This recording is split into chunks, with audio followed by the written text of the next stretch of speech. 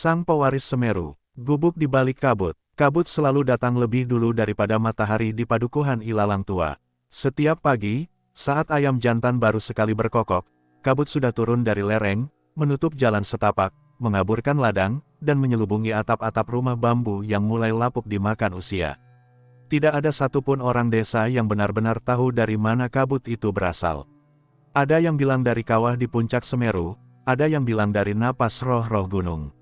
Namun bagi anak-anak seperti Janawu, kabut hanyalah bagian dari hidup, seperti nasi jagung di tungku, atau air sumur yang dinginnya menusuk gigi.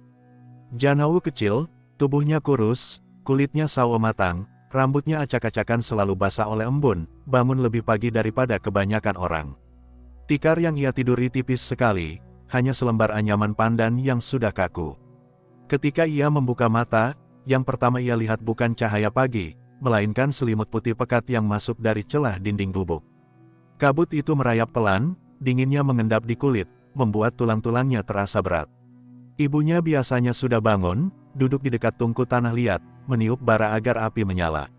Suara fufuh terdengar lembut, diselingi batuk kecil karena asap.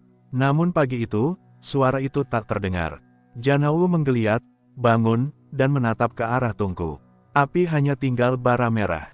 Ibunya belum menyalakan kayu baru. Ia menoleh ke sudut gubuk. Di sana ibunya tidur dengan posisi meringkuk, kain lurik menutupi tubuh kurusnya. Sejak lama, ibunya tidak bisa berjalan dengan benar. Punggungnya bengkok, kakinya sering lemas. Orang desa menyebutnya kutukan kabut, seolah-olah kabut ini mengisap kekuatan tubuh orang perlahan-lahan. Janawu sudah terbiasa melihat ibunya begitu. Yang ia belum terbiasa adalah bangun tanpa suara sapaan lirih perempuan itu. "Bu," panggilnya pelan. Ibunya hanya bergumam, belum benar-benar terbangun. Janawu merapatkan kain tipis yang menutupi tubuhnya, lalu berjalan ke pintu gubuk. Pintu itu hanya selembar papan bambu yang dipasang miring. Begitu dibuka, kabut menyeruak masuk lebih deras, menelan wajahnya, membuat bulu kuduknya berdiri. Dunia di luar nyaris tak terlihat. Hanya bayangan samar rumpun bambu, dan suara air yang menetes dari daun ke tanah basah. Di kejauhan, samar-samar terdengar suara lonceng sapi. Itu tanda beberapa orang desa sudah bangun, menggiring hewan mereka ke ladang. Tapi suara itu seperti datang dari balik tirai, jauh dan berat, seperti dunia lain. Janawu duduk di ambang pintu, memeluk lututnya. Udara pagi menggigit kulitnya, seolah kabut ini bukan hanya uap air, melainkan tangan-tangan dingin yang memegang erat setiap pori tubuh. Ia mencoba mengatur napas, tapi setiap helaan terasa berat. Di padukuhan ilalang tua, anak-anak tidak bermain seperti anak desa lain. Mereka jarang berlari di ladang, jarang memanjat pohon. Kabut membuat semuanya terasa lambat, tertahan. Kadang mereka hanya duduk, menggambar di tanah basah dengan ranting, atau saling bercerita tentang suara-suara aneh yang terdengar di balik kabut. Janawu mengingat cerita-cerita itu. Ada anak yang pernah melihat bayangan tinggi di tepi ladang, padahal tak ada pohon di sana. Ada pula yang mendengar tangisan bayi di tengah malam, tapi ketika dikejar, suara itu malah menjauh ke hutan. Orang tua mereka melarang keras anak-anak masuk terlalu jauh ke dalam kabut. Kabut itu punya mata, kata mereka. Ia menunggu siapa yang berani melangkah terlalu jauh. Meski begitu, Janawu sering merasa ada sesuatu yang memanggilnya. Entah suara, entah bisikan. Malam-malam tertentu, saat ibunya terlelap, ia pernah duduk diam di ambang pintu, menatap kabut pekat tanpa suara. Ada detak samar di dalam kabut, seperti degup jantung yang bukan miliknya. Pagi itu, ketika ia duduk memeluk lutut, detak samar itu terasa lagi. 1-2 kali, seolah mengikuti ritme napasnya. Janawu menelan ludah. Tangannya gemetar, bukan karena dingin, melainkan rasa aneh yang merambat dari telapak kaki hingga ke ubun-ubun. Janawu, sebuah suara berat memanggil dari kejauhan. Ia terlonjak. Suara itu milik Resi Brangkal, orang tua buta yang tinggal di ujung padukuhan. Lelaki itu selalu berjalan dengan tongkat kayu, matanya putih susu, namun anehnya ia tidak pernah tersandung. Warga desa bilang Resi Brangkal bisa melihat dengan telinga, mendengar dengan kulit. Janawu berdiri dan menoleh, tapi yang terlihat hanya kabut. Bayangan tubuh tua itu samar-samar muncul perlahan, seperti terlukis dari kabut itu sendiri. Resi Brangkal mendekat, tongkatnya menancap tanah berirama. Kenapa kau duduk di pintu sejak fajar? Tanyanya. Janawu menggaruk kepalanya. Kabutnya terasa berbeda, Resi. Ada suara. Resi berangkal terdiam sebentar, wajahnya menegang. Ia menunduk, lalu mengetukkan tongkatnya ke tanah 3 kali. Suara kayu menyalak di tanah basah, bergaung aneh. Kau sudah mulai mendengarnya, gumam Resi berangkal. Itu bukan hal kecil, Janawu. Jangan banyak bicara soal itu pada orang desa. Mereka tidak akan mengerti. Janawu mengerutkan dahi. Tapi suara itu nyata, Resi. Seperti jantung, tapi besar sekali. Apa itu? Semeru. Resi berangkal menoleh, meski matanya buta. Sorotannya tajam, menusuk, seakan mampu menelanjangi isi kepala bocah itu. Ia menghela napas panjang. Belum waktunya kau tahu. Ingat, kabut ini bukan hanya penutup dunia. Ia juga penjaga, dan penjaga selalu menunggu orang yang cukup berani, atau cukup bodoh. Janawu menggigil, bukan karena dingin. Kata-kata itu menancap di telinganya, mengendap di dadanya. Ia menunduk, tapi di dalam hatinya ada api kecil yang justru menyala. Suara kabut itu masih berdetak, samar tapi konsisten. Dan untuk pertama kalinya, Janawu merasa, mungkin suara itu memang sedang memanggilnya. Kabut menipis sedikit ketika matahari sudah setinggi pucuk bambu, tapi tetap saja dunia padukuhan ilalang tua terasa seolah diselubungi kain putih kusam. Orang-orang keluar dari rumah mereka dengan langkah lambat, membawa cangkul atau pikulan bambu. Anak-anak yang lebih besar menggiring kambing, sementara perempuan desa menjemur daun singkong di anyaman bambu, meski tahu sinar matahari hanya sebentar menyentuh tanah ini. Janawu kembali masuk ke gubuk, mendapati ibunya sudah bangun. Wajah perempuan itu pucat, matanya cekung, namun senyumnya tetap muncul ketika melihat putranya. Janawu, sudah bangun. Maaf, ibu ketiduran, katanya dengan suara parau. Tidak apa-apa, Bu. Aku akan menyalakan api. Ia berjongkok di depan tungku, meniup bara yang tinggal setitik merah. Dengan tangan kecilnya, ia menaruh ranting kering, meniup lagi hingga asap mengepul. Api akhirnya menyala, meski kecil. Ibunya mengulurkan seikat jagung kering. Kita makan bubur jagung saja hari ini.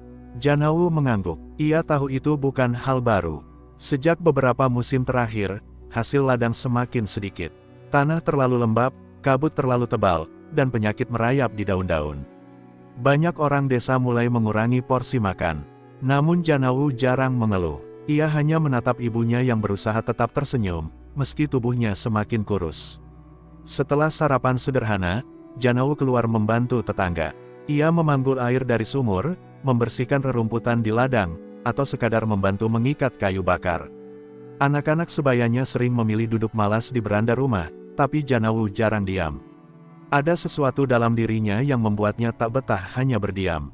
Namun ia juga tahu, orang-orang dewasa memandangnya berbeda. Tatapan mereka sering bercampur curiga.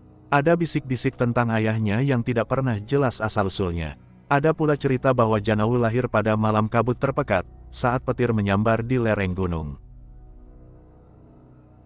Sejak bayi, ia sering sakit, tapi selalu sembuh dengan cara aneh. Demam tinggi tiba-tiba reda tanpa obat, luka dalam semalam mengering. Semua itu membuatnya seperti anak asing di mata mereka. Di antara semua orang desa, hanya Resi Berangkal yang tidak pernah memandangnya dengan curiga. Orang tua buta itu justru sering memanggil Janawu untuk menemaninya. Siang itu, setelah membantu ibunya menjemur jagung, Janawu kembali duduk di dekat rumah Resi Berangkal. Gubuk tua itu berdiri agak terpisah, di bawah pohon jati besar yang sudah lapuk sebagian batangnya. Kabut menempel lebih tebal di sekitar sana, membuat suasana semakin sunyi. Resi Berangkal duduk bersila di depan rumah, tongkat kayu tersandar di sampingnya. Tangannya yang keriput meraba tanah, seolah sedang membaca guratan tak terlihat. Kemarilah, Janawu, panggilnya tanpa menoleh. Anak itu mendekat. Resi, tadi pagi aku mendengar suara itu lagi. Resi Berangkal mengangguk pelan. Suara itu bukan hal yang bisa semua orang dengar. Kabut memilih siapa yang mau diajak bicara. Janawu menelan ludah. Apa itu berarti aku istimewa? Lelaki tua itu terkekeh, suaranya serak. Istimewa atau terkutuk, seringkali sama saja di mata manusia. Yang penting adalah bagaimana kau menjawab panggilan itu. Janawu diam. Ia tidak sepenuhnya mengerti, tapi kata-kata itu menusuk hatinya. Ada getar kecil, seperti benih yang mulai tumbuh. Resi Brangkal lalu mengangkat tongkatnya, mengetuk tanah 2 kali. Dengar baik-baik, suara yang kau dengar adalah nadi gunung. Semeru bernafas, sama seperti kita. Dan setiap yang bernafas, punya kehendak. Suatu saat nanti, kau akan dituntut untuk memilih, berjalan bersama napas itu, atau melawannya. Janawu menunduk. Kehendak gunung, kata-kata itu terdengar terlalu besar untuk anak sekecil dia. Tapi entah kenapa, dadanya berdegup lebih keras, seolah menyambut kalimat itu. Resi, kenapa orang lain tidak boleh tahu soal ini? Karena mereka takut, jawab lelaki tua itu singkat. Manusia selalu takut pada sesuatu yang tidak mereka pahami. Jika kau mengatakan mendengar jantung kabut, mereka akan menjauhimu. Bisa-bisa ibumu juga akan dianggap penyebab kutukan. Janawu mengepalkan tangan. Ia tidak mau ibunya disalahkan. Sudah cukup perempuan itu hidup dengan tubuh rapuh. Resi Brangkal tersenyum samar, meski matanya buta. Kau punya keberanian, itu baik. Tapi ingat, keberanian tanpa pengertian adalah kebodohan. Kau masih terlalu muda untuk melawan kabut. Untuk sekarang, belajarlah menghadapinya, sedikit demi sedikit. Apa yang harus kulakukan, Resi? Orang tua itu terdiam sejenak, lalu mengulurkan tongkatnya. Pegang ini. Janawu menerima tongkat kayu itu. Beratnya tidak seberapa, tapi terasa kokoh. Resi Brangkal mengangguk. Mulai hari ini, setiap pagi sebelum fajar, duduklah di depan gubukmu. Dengarkan kabut. Jangan takut pada dinginnya, jangan lari dari bisikannya. Hitung detak yang kau rasakan. Jika kau bisa membedakan mana detakmu dan mana detak kabut, maka kau sudah mulai belajar. Janawu menatap tongkat itu, lalu menatap lelaki tua yang tetap tenang meski matanya kosong. Ia mengangguk mantap. Baik, Resi, aku akan melakukannya. Hari itu berlalu dengan lambat, seperti biasanya. Kabut turun naik, kadang menipis, kadang menebal. Anak-anak lain tertawa pelan di beranda rumah mereka. Orang dewasa berbicara dengan suara rendah seakan takut kabut ikut mendengarkan. Namun di dalam hati Janawu, sesuatu telah berubah. Ia merasa seolah memiliki rahasia yang tak dimiliki orang lain. Malam turun, membawa dingin yang menusuk. Janawu berbaring di tikarnya, memandangi langit-langit gubuk yang bocor di beberapa sudut. Ibunya sudah tertidur, nafasnya berat, terdengar seperti seruling bambu tua.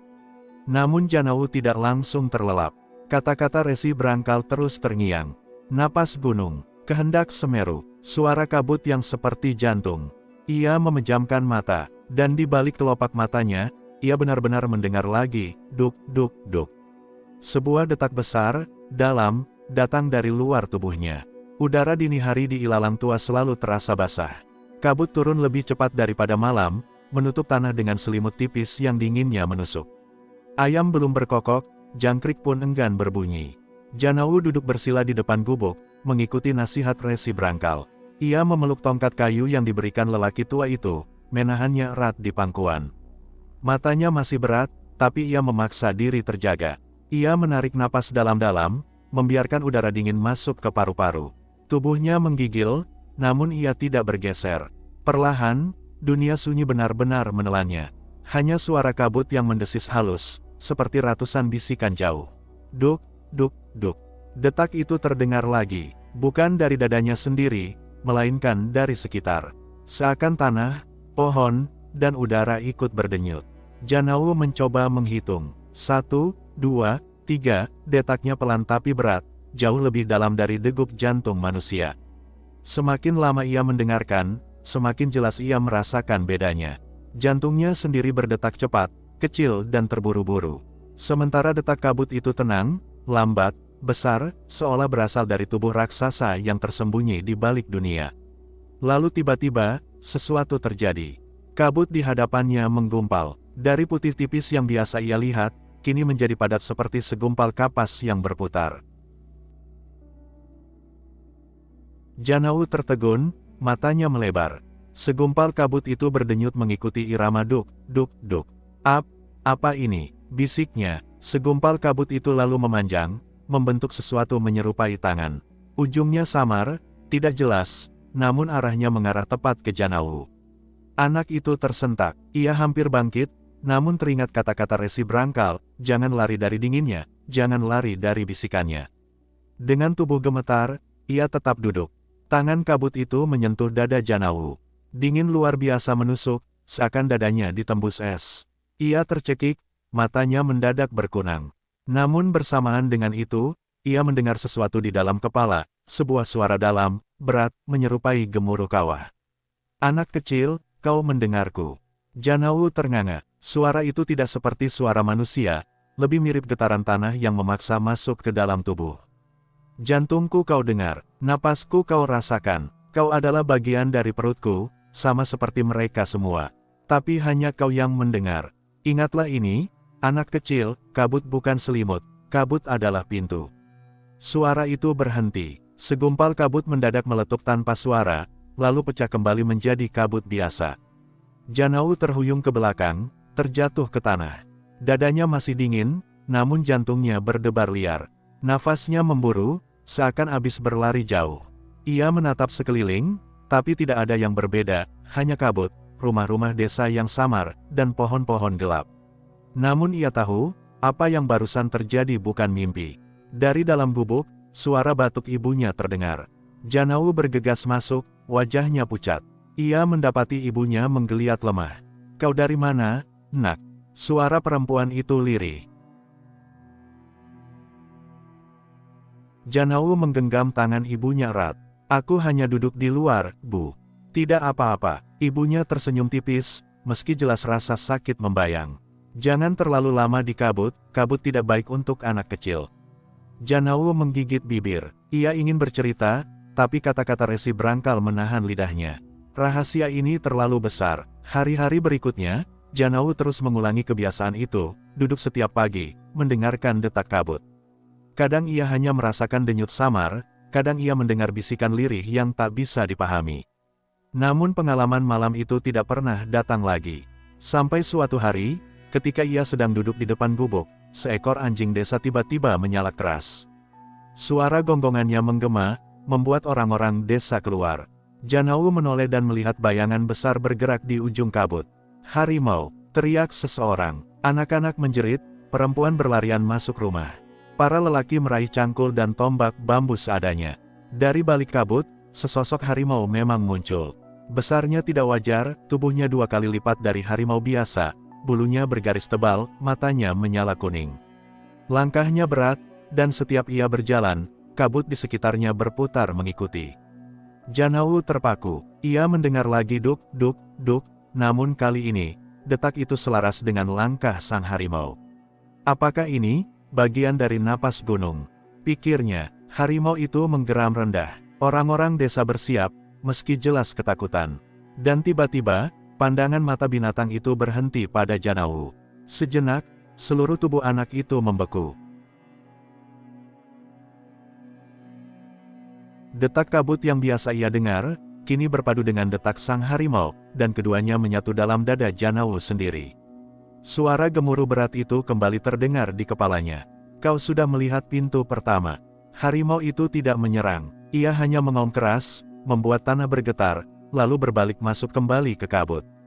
Orang-orang desa bingung, sebagian masih menjerit, sebagian lain berbisik ketakutan. Namun Janawu hanya duduk membeku, tubuhnya dingin dan panas bersamaan. Ia tahu satu hal, kehidupannya di padukuhan kecil ini tidak akan pernah sama lagi. Di kejauhan, Resi Brangkal yang duduk di depan gubuknya mendongak, seolah menatap langit meski matanya buta. Bibirnya bergerak pelan, hampir seperti berdoa.